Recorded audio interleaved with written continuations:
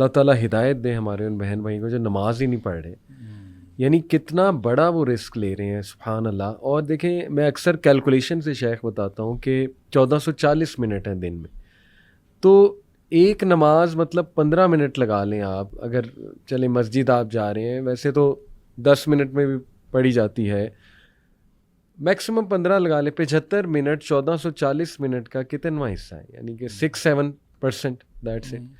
क्या 6-7% इतने ज़बरदस्त अमल के लिए हमारे पास नहीं है कि जैसे आपने बताया कि प्योरिफिकेशन का पूरा जो है वो एक निज़ाम है। अल्लाह तौफीक भी दे, हिदायत भी दे। शेख चलें, ये तो तौबा की माशाल्लाह, और ये सिर्फ नमाज नहीं, सारी नेकियां, सारी नेकियां, सारी नेकियां का सिस्टम भी है, इसमें आता है, सारी लोगों की नेकियां, मदद करना बिल्कुल आता है, सुभान अल्लाह। ये तो चलें शेख, क्लियर हो गया कि अल्लाह के दरवाजे खुलें और अल्लाह तौबा कबूल करता है। नाउ इट डिपेंड्स कि हमारी क्वालिटी ऑफ तौबा हमने क्या कब है। हर तरफ से मुंह मोड़ के अल्लाह की सही, तरफ चले जाना है। सही, सही। और उसमें ना सबमिशन की बात है ना, सबमिशन की बात।